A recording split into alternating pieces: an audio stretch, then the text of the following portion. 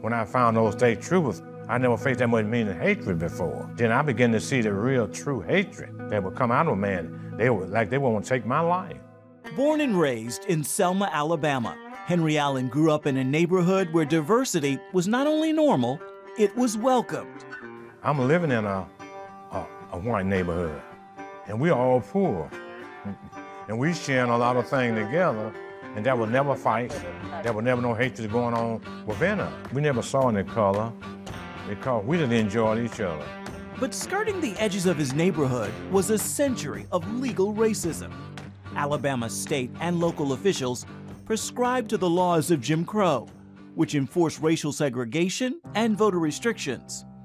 Henry never questioned it until his junior year of high school, when he met Bernard Lafayette, the leader of a student nonviolent coordinating committee.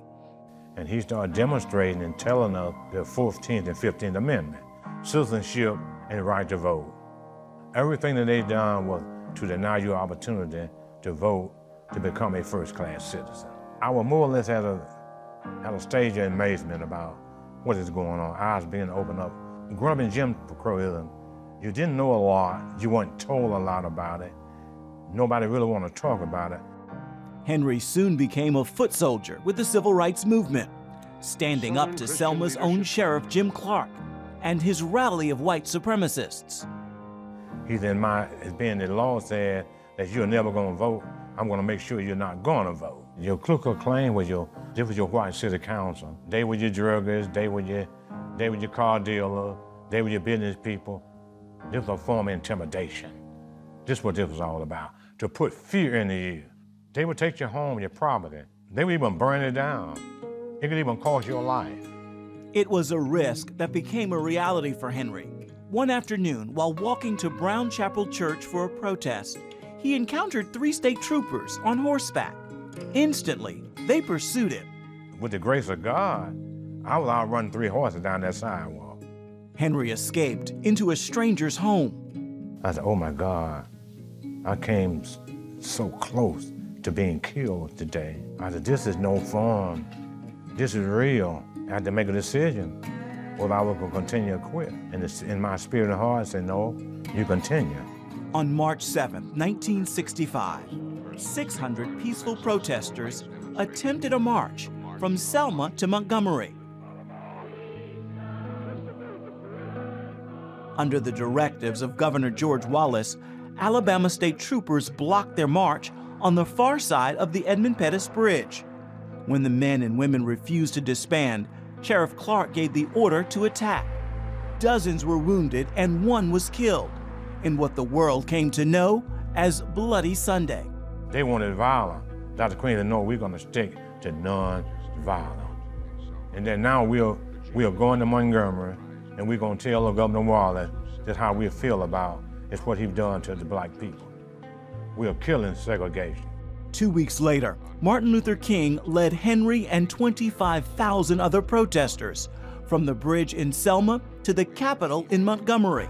The following August, President Lyndon B. Johnson signed the Voting Rights Act into law. If any county anywhere in this nation does not want federal intervention, it need only open its polling places to all of its people. A slight pride because we had a victory over Jim Crow. And so that was our biggest victory, that we defeated Jim Crow. In 1972, Henry again defied segregation, becoming Selma's first African-American firefighter. I wasn't just a firefighter. This was a planned thing by God that I had to come back to Selma and be the first black firefighter.